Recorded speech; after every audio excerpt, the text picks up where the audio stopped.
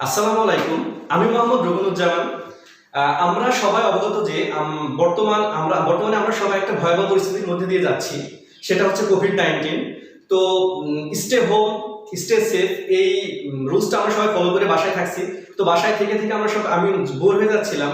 তো আমার স্কুল লাইফের শ্রদ্ধেয় শিক্ষক মোহাম্মদ আমিনুল স্যারের অনুপ্রেরণায় আমি একটি লাইভ ক্লাস নিতে যাচ্ছি, অনলাইন বেসড। এটা বলতে গেলে নবম দশম শ্রেণীর বিজ্ঞান শাখায় যারা অধ্যয়নরত, নবম দশম শ্রেণীর বিজ্ঞান শাখা ফিজিক্সের 2 নম্বর চ্যাপ্টারটা, অর্থাৎ গতি। তো গতি নিয়ে আলোচনার পূর্বে যেটা বলতে চাই যে গতি ফিজিক্সের সব থেকে ছোট একটা টাইটেল, কিন্তু এর বিস্তৃতিটা অনেক বেশি। তো গতি জিনিসটার সাথে আমরা অনেক আগে থেকেই পরিচিত। তেমনটা হচ্ছে, মনে করেন যে দুইজন বালক দৌড়াইতেছে এখন আমরা যদি বলি, আমরা মাঝামাঝি বলি যে কে দ্রুত দৌড়াচ্ছে, কে কত বেগে দৌড়াচ্ছে বা কে কত গতিতে দৌড়াচ্ছে। তো এটার সাথে আমরা নবম দশম শ্রেণীর অনেক আগে থেকেই পরিচিত গতির সাথে। তো গতি জিনিসটা বোঝার আগে আমাদের একটা জিনিস জানা জরুরি, সেটা হচ্ছে স্থিতি।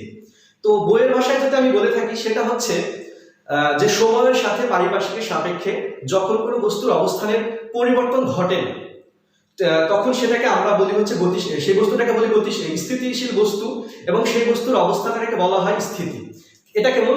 যেমন আমি এই রুমের মধ্যে দাঁড়িয়ে আছি, সময় ঘড়িতে এখন বাজে হচ্ছে 4:34। সময় যত গড়িয়ে যাচ্ছে রুমের সাপেক্ষে আমি কিন্তু স্থির আছি, আমি গতিশীল না। তো আমার যে অবস্থানের পরিবর্তন ঘটতেছে না, তো এটাই আমার এই যে অবস্থাটা, এটাই হচ্ছে স্থিতি।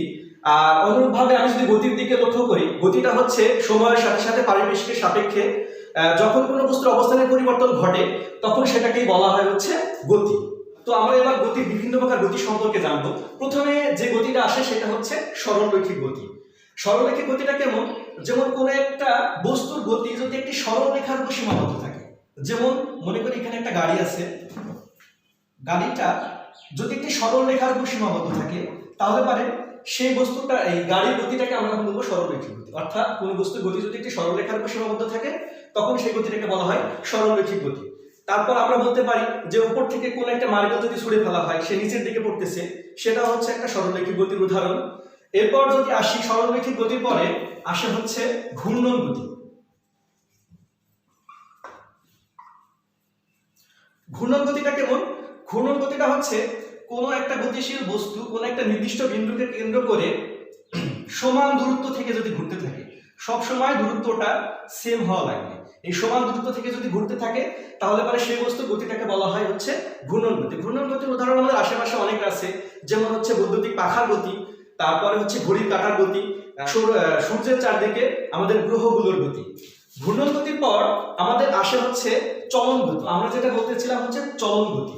চলন গতি বোঝার জন্য আমি মনে করি যে একটি গাড়ি প্রথমে এখানে স্থির অবস্থায় ছিল, সে কিছুক্ষণ পর এখানে গেল।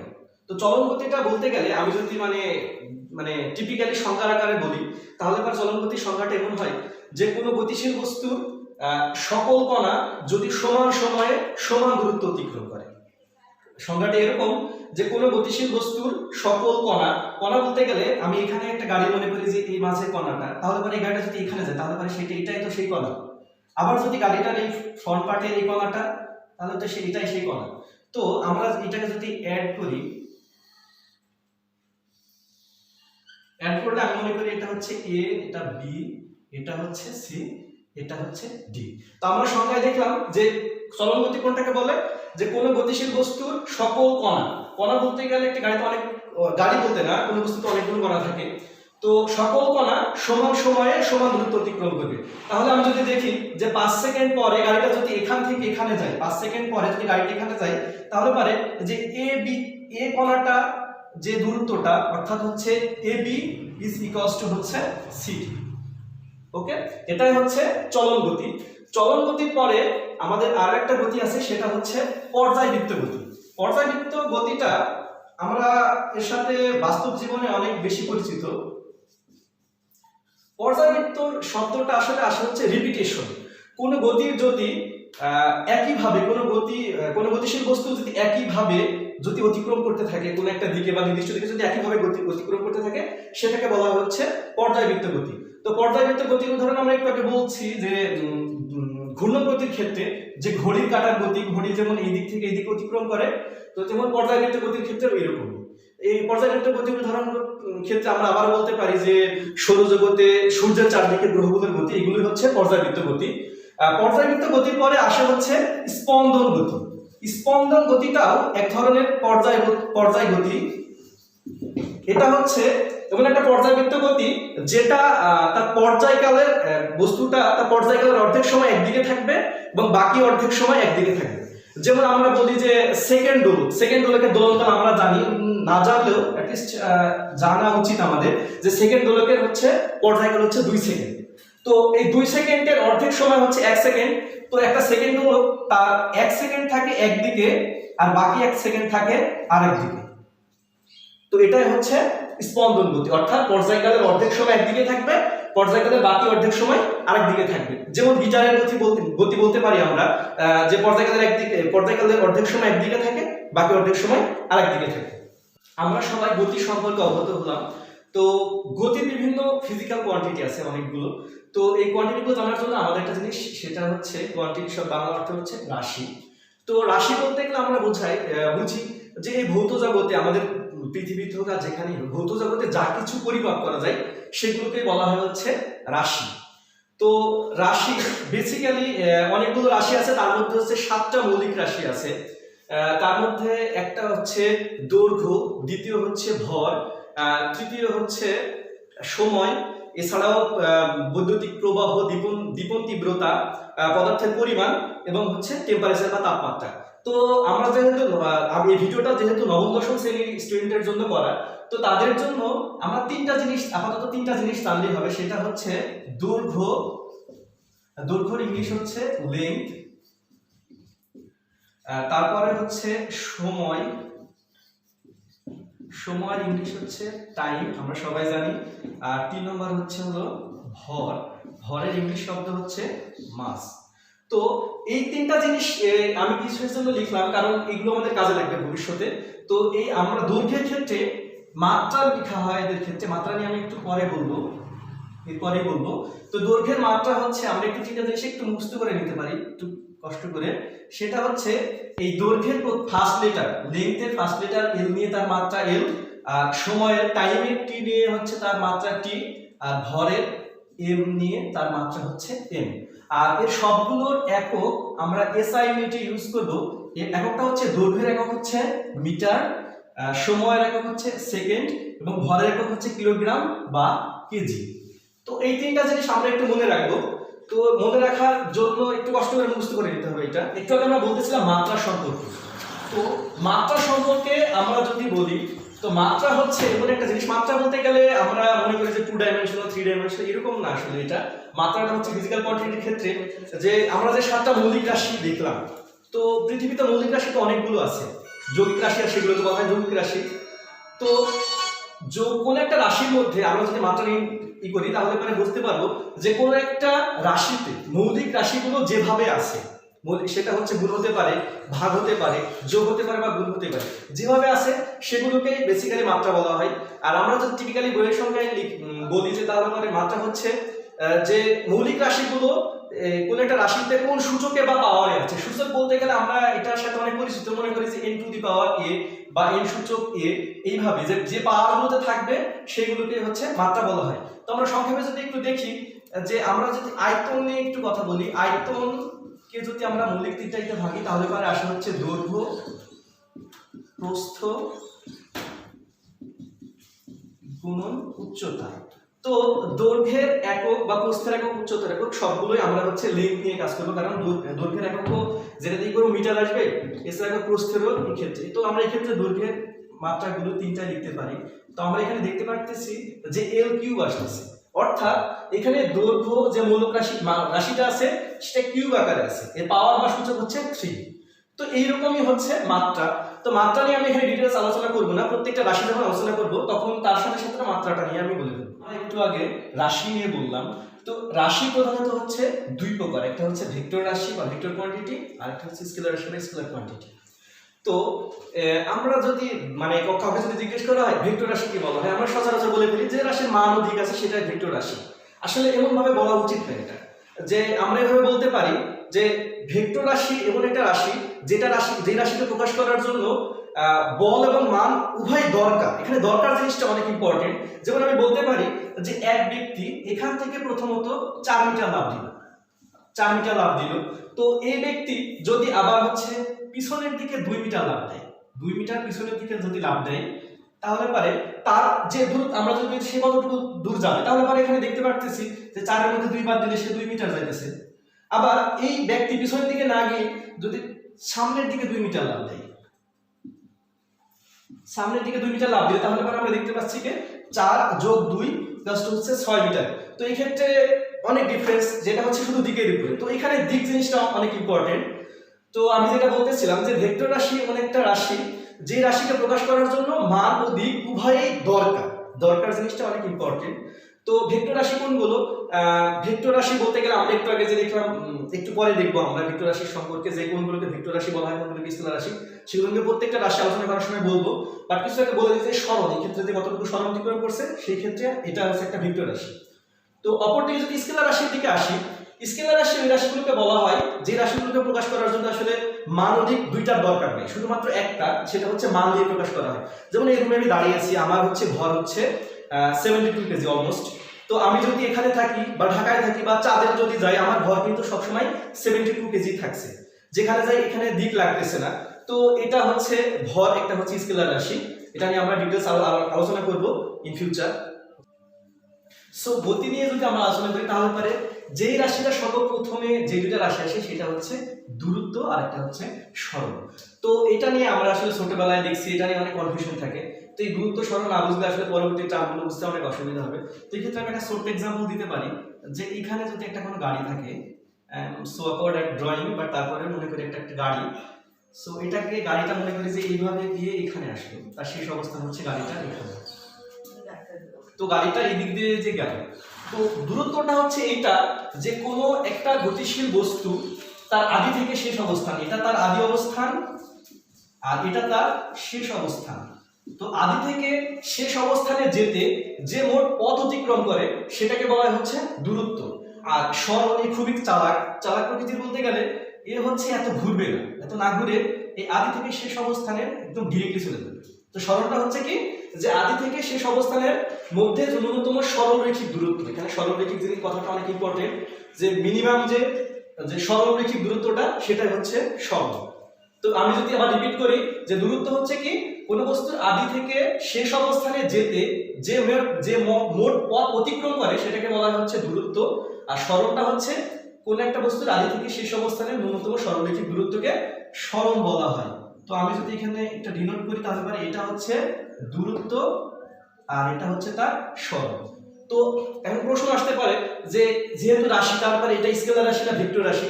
তো আমরা যদি একটু লক্ষ্য করি, তাহলে দেখি যে দূরত্বের ক্ষেত্রে গাড়িটা প্রথমে এই দিকে যাচ্ছে, আবার এইদিকে যাচ্ছে। তো এই ক্ষেত্রে কি আমরা নির্দিষ্ট কোনো দিক দেখতে পাচ্ছি না। তো তাহলে পারে এটা হচ্ছে একটা স্কেলার রাশি। আর সরলের ক্ষেত্রে দেখতে পাচ্ছি যে একটা নির্দিষ্ট দিক আছে, আর এই দিকটা কোনটা, আদি থেকে শেষ অবস্থানের দিক। সো আর দূরত্ব একটি স্কেলার রাশি, সরল একটি ভেক্টর রাশি। একটু আগে আমরা আলোচনা করলাম হচ্ছে দূরত্ব আর সরণ। দূরত্ব আর সরণটা যদি আমরা বুঝতে পারি, তাহলে পারে আমাদের কাছে দ্রুতি এবং বেগ জিনিসটা বুঝতে অনেক সুবিধা হবে। দ্রুতিটা হচ্ছে এরকম, যে কোনো একটা বস্তু একক সময়ে যে দূরত্ব অতিক্রম করে, সেটাকে বলা হচ্ছে দ্রুতি।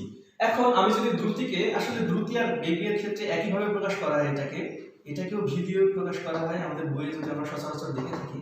তো দ্রুতিটা কেমন হচ্ছে, একক সময়ে কোনো বস্তু যে দূরত্ব অতিক্রম করি, আমরা তাহলে পরে লিখতে পারি যে টি সময়ে অতিক্রান্ত দূরত্ব হচ্ছে ডি। যদি ডিনোট করি, তাহলে পারে আমি বললাম কি, একক সময়ে কোনো বস্তু যে দূরত্ব অতিক্রম করবে, সেটা কি বলা হচ্ছে দ্রুতি। তাহলে পারে একক সময়ে অতিক্রান্ত দূরত্ব হচ্ছে কি, ডি বাই টি। তো এটাকে যদি আমরা প্রকাশ করি ভি দিয়ে, তাহলে পারে এটা আসছে কি, ডি বাই টি, এটাই হচ্ছে দ্রুতি। তো আমরা একটু আগে যে রাশিগুলো শিখছি, একটু আমি ভুলে গেছি, সেটা হচ্ছে দূরত্ব আর সরণের মাত্রাটা দেওয়া হয়নি। দূরত্ব আর সরণ আমি সংক্ষেপে একটু লিখে দিতেছি, সেটা হচ্ছে দূরত্ব আর ও সরণের মাত্রা, যেহেতু দুইটাই হচ্ছে কি দৈর্ঘ্যই হয়েছে, দৈর্ঘ্য নিয়ে পরিমাপ করা হইতেছে, তো ওই জন্য আমরা দুইটার ক্ষেত্রে এদের মাত্রা হচ্ছে এল, দৈর্ঘ্যের মাত্রাই হচ্ছে দূরত্ব সরণের মাত্রা। ওকে, আর মাত্রা জিনিসটাকে আমরা প্রকাশ করব হচ্ছে একটি স্কয়ার ব্র্যাকেটের মধ্যে এনক্লোজ করে দিব। যদি দূরত্বকে ডি দিয়ে সূচিত করি তাহলে পরে এটা হবে হচ্ছে ডি, আর সরণকে যদি আমরা এস দিয়ে কি করি তাহলে পরে এটা হচ্ছে মাত্রা হচ্ছে এইভাবে। তো দুইটারই মাত্রা হচ্ছে কি এল, এটা। তো এই ক্ষেত্রে যদি আমরা মাত্রা নির্ণয় করি তাহলে পরে আমরা কি দূরত্বের মাত্রা হচ্ছে কি এল, আর সময় বা টাইম এর মাত্রা হচ্ছে হলো টি। তো এটা যদি এভাবে উপরে উঠে যায় তাহলে পরে এটা হয় হচ্ছে এলটি ইনভার্স 1। তো এটাই হচ্ছে তার মাত্রা। তো আমরা মাত্রা লেখার সময় এভাবে স্কয়ার ব্র্যাকেটের মধ্যে এনক্লোজ করে দেব। আর আমরা এখান থেকে একটা জিনিস শিখে নেব, সেটা হচ্ছে তার এককটা সহ। একক হচ্ছে আমরা কি জানি, দৈর্ঘ্যের এসআই একক হচ্ছে মিটার, আর সময়ের এসআই একক হচ্ছে সেকেন্ড। তো এখান থেকে আসতেছে স্যার এমএস ইনভার্স 1, এটা হচ্ছে দ্রুতির একক। আর একইভাবে যদি আমরা আলোচনা করি সেটা হচ্ছে বেগ। তো বেগটা ওইরকমই, এটা হচ্ছে শুধু দূরত্বের জায়গায় এখানে হয়ে যাবে কি সরণ। সরণকে এস দিয়ে ডিনোট করলাম, তাহলে পরে বেগটা হবে কি, কোন একটা বস্তু একক সময়ে যে সরণ অতিক্রম করবে সেটাই হচ্ছে তার বেগ। তো টি সময়ে অতিক্রান্ত সরণ হচ্ছে এস, অতএব একক সময়ে অতিক্রান্ত সরণ হচ্ছে এস বাই টি। তো এই ক্ষেত্রে আমরা ভি, এটাকে যদি ভি দিয়ে প্রকাশ করি তাহলে পরে আসছে V equals to S by T, এটা হচ্ছে ভি। তো আগের মতো সরণের একটা দৈর্ঘ্য আমরা যেটা দেখছি, দূরত্ব এবং সরণের মাত্রা হচ্ছে এল। সো সরণের মাত্রা হচ্ছে এল, সময়ের মাত্রা হচ্ছে টি। তো এটি উপরে উঠে গেল হয় এলটি ইনভার্স 1, এটা হচ্ছে তার মাত্রা, এবং দৈর্ঘ্যের একক হচ্ছে মিটার, সময়ের একক সেকেন্ড। সো আমরা এখন থেকে যদি বেগ দেখি তাহলে পারে বেগের মাত্রা হচ্ছে এলটি ইনভার্স 1 আর একক হচ্ছে এমএস ইনভার্স 1। সো আমরা যেটা বলতেছিলাম সেটা হচ্ছে দ্রুতি ও বেগ। তো এই ক্ষেত্রে আমরা দেখলাম যে দ্রুতির ক্ষেত্রে আসছিল এখানে কি দূরত্ব। তো দূরত্ব যেহেতু একটা স্কেলার রাশি তাহলে পরে দ্রুতিও একটা স্কেলার রাশি। আর বেগের ক্ষেত্রে আমরা আসতেছি কি যে একক সময় অতিক্রান্ত সরণ। তো সরণ যেহেতু একটি ভেক্টর রাশি তাই বেগও একটা ভেক্টর রাশি। তো আপাতত একটু জানলে হবে v + s / t, এই সূত্রটা একটু আমাদের জানা উচিত। সেটা হচ্ছে v + s / t, এটা হচ্ছে যে বেগ আমরা প্রথমত আলোচনা করছি সেটা হচ্ছে সবসময় সমবেগ দিয়ে আলোচনা করছি। তো এই সমবেগের ক্ষেত্রে v + s / t, এটাকে যদি আমরা এভাবে লিখি তাহলে পরে আসে s = vt। তো এটা একটা সরণের একটা সূত্র যেটা আমাদের ফিউচার কাজে লাগবে। এটা হচ্ছে সমবেগের ক্ষেত্রে s = vt, এটা v হচ্ছে তার বেগ আর t হচ্ছে তার সময়। তো এবার আমরা যে বিষয়টা নিয়ে আলোচনা করব সেটা হচ্ছে ত্বরণ ও মন্দন। তো আমরা যদি দ্রুতি আর বেগটা যদি বুঝে থাকি ভালো হবে, তাহলে ত্বরণ মন্দনটা আসলে খুব বেশি জটিল একটা বিষয় না। তো ত্বরণকে আমরা এভাবে রিলেট করতে পারি যে কোনো বস্তুর একক সময়ে বেগের যে পরিবর্তন হয় সেটা কি বলা হয় হচ্ছে ত্বরণ। কথাটা একটু জটিল মনে হতে পারে প্রথমত, তো আমরা একটু ভেঙে ভেঙে বলবো। সেটা হচ্ছে পরিবর্তন। আমরা পরিবর্তন বলতে আসলে কি বুঝি? পরিবর্তন যদি আমরা বলি তাহলে পরিবর্তন বলতে আসলে আমরা কি বুঝি? পরিবর্তন বলতে গেলে এটা বুঝি যে মনে করি যে একটা লোক এখানে প্রথমে দাঁড়িয়েছিল, একটা লোক এখানে একটা দাঁড়িয়েছিল, তো কিছুক্ষণ পর সে এখানে 5 মিটার দূরত্ব অতিক্রম করলো। কিছুক্ষণ পর এই লোক হচ্ছে 5 মিটার দূরত্ব অতিক্রম করলো। তো আমি যদি বলি তো ওই লোকটার হচ্ছে সরণের পরিবর্তন কত, তাহলে আমরা সবাই বলতে পারবো কত, 5 মিটার। কিভাবে? সেটা হচ্ছে এই লোকের শেষ অবস্থান থেকে তার আদি অবস্থানটা বিয়োগ করতেছি। তো এখান থেকে আমরা যদি 5 থেকে 0 বাদ দিই, কারণ আদি অবস্থানে তো আর কোনো সরণ নাই বা দূরত্ব নাই, তো এটা আমরা সহজে বলতে পারতেছি যে 5 মিটার এটা হচ্ছে তার পরিবর্তন, দূরত্বের পরিবর্তন। এটা হচ্ছে কিসের পরিবর্তন? তার দূরত্বের পরিবর্তন। তো দূরত্বের পরিবর্তন যদি আমরা বুঝে থাকি তাহলে কি শেষ অবস্থান থেকে আদি অবস্থান বিয়োগ। তো আমরা যদি এখন এই পরিবর্তনটাকে যদি বেগের পরিবর্তন দিয়ে দেখি, সেটা হচ্ছে আমরা একটু সংজ্ঞা করলাম যে কোনো বস্তু একক সময়ে যে বেগের পরিবর্তন হয় সেটা কি বলা হয় হচ্ছে ত্বরণ। তো আমরা মনে করি যে এখানে কোন একটা বস্তু u আদিবেগ, তার আদিবেগ হচ্ছে u। আমরা এখন থেকে u দেখলে সেটাকে বুঝবো হচ্ছে এটা আদিবেগ বা প্রিমিটিভ ভেলোসিটি। তো t সময় পর সে শেষ বেগ v বা ফাইনাল ভেলোসিটি প্রাপ্ত হলো, তাহলে পরে এই ক্ষেত্রে তার বেগের পরিবর্তনটা কত? তো আমরা একটু আগে দ্রুতর ক্ষেত্রে কি করছি, তার শেষ অবস্থান থেকে আদি অবস্থান বিয়োগ করলে তো পরিবর্তন পাইলাম। তো এই ক্ষেত্রে বেগের পরিবর্তন কি হবে? যে শেষ বেগ মাইনাস আদি বেগ। তো এটাই হচ্ছে তার বেগের পরিবর্তন। এখন আমি যদি আমার সংজ্ঞাতে আসি যে কোনো গতিশীল বস্তু একক সময়ে কোনো গতিশীল বস্তুর একক সময়ে যে বেগের পরিবর্তন হয় সেটাকেই বলা হচ্ছে ত্বরণ। তো তাহলে পরে আমরা যদি যে এখানে টি সময় যেহেতু আছে, তো টি সময়ে বেগের পরিবর্তন, টি সময় বেগের পরিবর্তন হচ্ছে ভি মাইনাস ইউ। তো আমরা সংজ্ঞায় ছিল কি একক সময়ে বেগের পরিবর্তন, অতএব একক সময়ে বেগের পরিবর্তন কি হবে, তাহলে পরে ঐকিক নিয়ম অনুযায়ী কি টি দিয়ে ভাগ হয়ে যায়। তো এইটাই হচ্ছে ত্বরণ। তো ত্বরণ অ্যাক্সিলারেশনের প্রথম অক্ষর নিয়ে এটা হচ্ছে, তো আমরা যে সূত্রটা একটা শিখলাম সেটা হচ্ছে a = v - u/t। এটাও একটা সূত্র, এই সূত্রটা আসলে এখান থেকে আসে। আমরা কোনো কিছু মুখস্থ করবো না সূত্র, আমরা ডেরিভেশন শিখবো, তার থেকে আমরা শিখবো। আমরা যদি আরেকবার রিপিট করি, এটা অনেক ইম্পর্টেন্ট। সেটা হচ্ছে কোনো গতিশীল বস্তুর একক সময়ে বেগের যে পরিবর্তন হয় সেটাকেই বলা হচ্ছে ত্বরণ। বেগ বৃদ্ধির হারকে ত্বরণ বলে, এত কিছু জটিল বিষয় আমার বোঝার দরকার নাই। আমরা সিম্পলি শিখবো যে কোন বস্তু একক সময়ে যে বেগের পরিবর্তন হয় সেটা হচ্ছে ত্বরণ। বেগের পরিবর্তন টি সময় v - u, অতএব একক সময়ে v - u/t। তো আমরা একটু ছোট্ট করে যদি এর মাত্রাটা আর এককটা নিয়ে যদি একটু বলি, সেটা হচ্ছে a, আমরা মাত্রা লেখার সময় অবশ্যই এখানে একটা স্কয়ার ব্র্যাকেট দিয়ে এনক্লোজ করে দেব। তো বেগের মাত্রা একটু আগে যদি আমরা শিখে থাকি, যদি সবার মনে থাকে, তাহলে মানে সেটা হচ্ছে lt ইনভার্স অন। তো এই সময়ের একটা মাত্রা আছে সেটা হচ্ছে t। তো এটা যদি উপরে উঠে যায় তাহলে পরে হয় lt ইনভার্স 2। তো এটাই হচ্ছে তার মাত্রা। তো দৈর্ঘ্যের একক হচ্ছে, আমরা সবাই জানি দৈর্ঘ্যের একক হচ্ছে মিটার, আর সময়ের একক হচ্ছে সেকেন্ড। তো এটা হচ্ছে ms ইনভার্স 2। তো এখন থেকে কোথাও যদি ms ইনভার্স 2 দেখি তাহলে আমরা বুঝবো সেটা হচ্ছে ত্বরণের মাত্রা। আর কখনো যদি ত্বরণকে লিখি তাহলে মানে অবশ্যই লাস্টে একটা একক দেব, সেটা হচ্ছে ms ইনভার্স 2। তো আমরা বলছিলাম কি ত্বরণ এবং মন্দন, আসলে ত্বরণ আর মন্দন বলতে গেলে কিছুটা সেমই। এখন ত্বরণ কোনটা, সেটা হচ্ছে যে কোনো বস্তুর বেগের পরিবর্তন যদি পজিটিভ হয়, অর্থাৎ v is greater than u, মানে v শেষ বেগের থেকে আদি বেগ যদি বড় হয়, শেষ বেগ থেকে আদি বেগ যদি বড় হয় তাহলে মানে সেটা হবে হচ্ছে ত্বরণ, অর্থাৎ তাদের পরিবর্তনটা হবে পজিটিভ। আর মন্দনের ক্ষেত্রে কি হবে, যে u is greater than v, অর্থাৎ আদি বেগ যদি শেষ বেগের থেকে বড় হয় সেই ক্ষেত্রে কি পরিবর্তনটা অবশ্যই নেগেটিভ আসবে। সো নেগেটিভ যদি পরিবর্তন হয় তাহলে পরে একক সময় বেগের পরিবর্তনটা নেগেটিভ আসবে, সেই ক্ষেত্রে হবে মন্দন। সো ত্বরণ আর মন্দন একই। আমরা বলতে পারি যে কোনো বস্তুর একক সময় বেগের পরিবর্তন যদি পজিটিভ হয়, সেটা ধনাত্মক হয়, সেটা হচ্ছে ত্বরণ। আর কোনো বস্তুর একক সময় গতিশীল বস্তুর একক সময় বেগের পরিবর্তন যদি নেগেটিভ হয়, অর্থাৎ ঋণাত্মক হয়, তাহলে সেটা হচ্ছে মন্দন। একটু আগে আমরা দেখলাম যে a = v - u/t, অর্থাৎ শেষ বেগ থেকে আদি বেগ বাদ দিয়ে সময় দিয়ে ভাগ করলে সেটা হচ্ছে আমরা ত্বরণ পেতে পারি।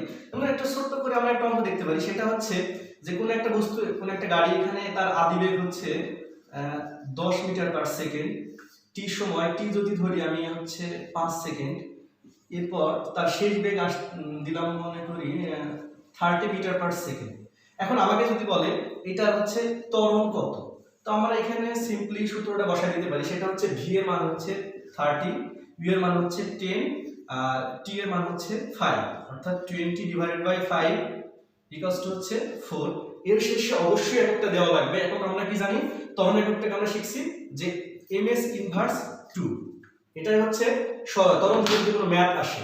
আর এইখান থেকে একটা সূত্রের প্রতিপাদন একটু সংক্ষেপে আমরা করতে পারি, সেটা হচ্ছে যে a = v - u/t। এখান থেকে আমরা লিখতে পারি যে v - u হচ্ছে at, বা v হচ্ছে u + at। এটা একটা হচ্ছে আমাদের এই অধ্যায়ের একটা অনেক ইম্পর্টেন্ট একটা সূত্র, 1 নম্বর সূত্র এটা।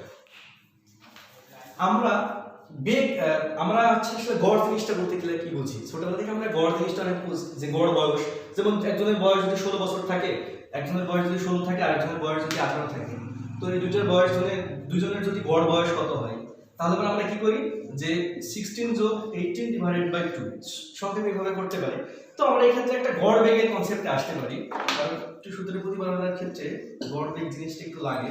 সেটা হচ্ছে গড় বেগ আমি যদি v বার লিখি, তাহলে পরে আমরা একটু আগে দেখছি যে কোন একটা বস্তু, এটা যদি u হয়, u আদি বেগ হয়, এটা হচ্ছে v যদি সেই বেগ হয় t সময় পর, তাহলে পরে এই বস্তুটার গড় বেগটা হচ্ছে u + v/2, কারণ দুইটা বেগ আছে, এই জন্য এটা হচ্ছে তার গড় বেগ। তো এটার জিনিস আগে আমরা একটু আগে শিখছি, সেটা হচ্ছে সমবেগের ক্ষেত্রে একটা জিনিস, সেটা হচ্ছে সমবেগের ক্ষেত্রে যখন গড় বেগ করে নিয়েছি তখন বেগটা চেঞ্জ হয়ে যায়, সেটা আমাদের একটা সমবেগ বা ইউনিফর্ম ভেলোসিটি। তো এই সমবেগের ক্ষেত্রে আমরা একটা শিখছি, সেটা হচ্ছে যে v equals to s by t।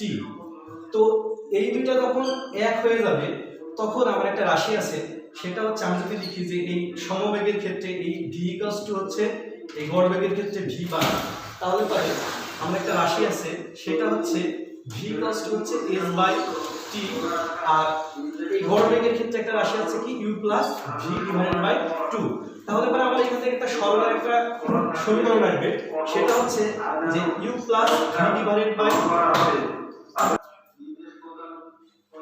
আচ্ছা, তো এই t এই পাশে ভাগ আছে, ওই পাশে গেলে গুণ হবে, সেখান থেকে একটা সরলের একটা রাশি আসতেছে, সেটা হচ্ছে s equals to u plus v divided by 2 into t। So এখান থেকে আমরা একটা অঙ্ক করতে পারি, সেটা হচ্ছে কোন একটা অঙ্কের ক্ষেত্রে যদি দেওয়া থাকে আদিবেগ দেওয়া থাকে, সেই বেগ দেওয়া থাকে এবং সময় দেওয়া থাকে, তাহলে আমরা সেখান থেকে সেই বস্তুটার সরণ বের করতে পারবো। তো এটাও একটা সূত্র। তো যদি আমরা 2 নম্বর সূত্র দিয়ে ডিনোট করি, তাহলে পরে আমাদের এখানে মোট 4টা সূত্র আছে, সূত্রটা একটু আমি লিখে রাখলাম। তো এই সূত্রটা আমাদের আরেকটা সূত্র আছে, সেটা হচ্ছে s equals two u2 plus half at square, অনেক ইম্পর্টেন্ট একটা সূত্র। আমরা শিখেছি যে সমবেগের ক্ষেত্রে যে s ইকুয়ালস টু vt। তো যখন কোনো বস্তু সমবেগে যাবে না তখন তার ক্ষেত্রে একটা সরণের রাশি দরকার, কারণ সবসময় তো আর বেগ সেম থাকবে না, চেঞ্জ হতে পারে। সেই ক্ষেত্রে বেগের যখন চেঞ্জ হবে তখন ত্বরণ ঘটবে। তো ত্বরণের ক্ষেত্রে সরণের একটা রাশি আছে। তো এইটা প্রমাণ করার জন্য আমাদের একটু আগের সূত্রের সহায়তা নেওয়া হতে পারে, সেটা হচ্ছে আমরা একটু আগে শিখছি যে গড় বেগ v বার ইকুয়ালস টু হচ্ছে u plus v divided by 2। Okay, তো এই বেগটা যদি লিখি, আরেকটা জিনিস শিখেছি, এটা যদি আমি এমনিতেই কোনো কিছু দিলাম না, বাট তারপর আরেকটা রাশি শিখছিলাম, সেটা হচ্ছে যে v equals to u plus at। তো এই v আর এই v তো সেম, কারণ এটাও শেষ বেগ এটাও শেষ বেগ। সো এটাকে যদি আমি এখানে বসায় দিই, তাহলে পরে আসতেছে হচ্ছে যে u plus at divided by 2। তো এটাকে যদি আমি একটু ভেঙে করি বা শর্টে করি, সেটা হচ্ছে হচ্ছে যে 2u divided by 2 plus at, আর এখানে আসতেছে হাফ। তো এই 2 এ 2 কাটা যায়, তাহলে পরে আসতেছে আমার যে u plus half at square. So আমরা সমবেগের ক্ষেত্রে শিখলাম কি যে s ইকুয়ালস টু vt, এটাকে যদি একটা বড় বেগ হিসেবে চিন্তা ভাবনা করি, তো এই রাশিটা যদি আমি এখানে বসাই দিই, তাহলে পরে আমার এখানে আসতেছে যে u plus half at into হচ্ছে t। তো এখান থেকে আমরা লিখতে পারি যে u আর t গুণ করলে ut plus half at square. তো এখান থেকে আমরা একটা সরলের রাশি পাইতেছি, সেটা হচ্ছে s equals two u2 plus half at square. এটা আমরা কোন ক্ষেত্রে ইউজ করব? যখন ত্বরণ দেওয়া থাকবে বা ত্বরণ চাইবে যে কোনো কিছু, আর যখন সময় দেওয়া থাকবে। কারণ কিছু ক্ষেত্রে অঙ্কের ক্ষেত্রে দেখা যায় যে সেই ক্ষেত্রে হচ্ছে সময় দেওয়া থাকে না, ত্বরণটা দেওয়া থাকে বা সরণ দেওয়া থাকে না। সো সেই ক্ষেত্রে আমার একটা সূত্র আছে, সূত্রটা হচ্ছে v square equals to v square plus 2as। তো এই সূত্রটা আসলে কিভাবে আসে যদি আমি একটু সংক্ষেপে দেখা দিতে পারি, বা এই সূত্রটা আমরা মুখস্থ করতে পারি। আসলে সূত্রের প্রতিপাদন এখন পরীক্ষায় খুব একটা আসে না, আর বইয়েও সুন্দরভাবে প্রতিপাদন করা আছে, সবাই আমরা দেখতে পারি সূত্রটা। তো এই সূত্রগুলো আসলে যদি আমরা এটার ব্যাকগ্রাউন্ড দেখি, হিস্টোরিক্যাল ব্যাকগ্রাউন্ড, সূত্রগুলো হচ্ছে আসলে নিউটনের সূত্র। বিজ্ঞানী নিউটন তার একটা মূল্যবান বইটা মেবি হচ্ছে 1778 অথবা 87 সালে প্রকাশ পাইছিল। তো আমরা দেখতে পাচ্ছি এখানে গতির 4টা আসলে সূত্র আছে। তো এই 4টা সূত্র দিয়ে মোটামুটি অধ্যায় ম্যাথগুলো আমরা করতে পারবো। তো এই গতির এই 4টা সূত্র অ্যাকচুয়ালি বিজ্ঞানী নিউটনের একটা বইয়ে, বিখ্যাত তার বই, সেটা হচ্ছে ফিলোসফিয়া ন্যাচারালিস প্রিন্সিপিয়া ম্যাথমেটিকা বইটা প্রকাশ পায় 1687 সালে। তো ওই বইয়ে তিনি এই সূত্রগুলো, এই 4টা সম্পর্কে বর্ণনা দেন কিভাবে আসে। তো এভাবেই আমাদের আসলে গতির চ্যাপ্টারের সূত্রগুলো আসছে। তো গতির চ্যাপ্টারে আমাদের আসলে মেন কনসেপ্ট হলো ম্যাথ। এখান থেকে ম্যাথ আসে প্রচুর, আর গতির কনসেপ্টগুলো যদি আমরা একটু ভিডিওগুলো দেখে যদি ভালোভাবে বুঝতে পারি, তাহলে পরে ম্যাথ করতে আমাদের সুবিধা হবে এবং আমাদের বেসিক ক্লিয়ার থাকবে। সো এবারে বলে আমি আমার ভিডিও শেষ করছি। সো লাস্ট নিউজ একটা, স্টে হোম স্টে সেফ।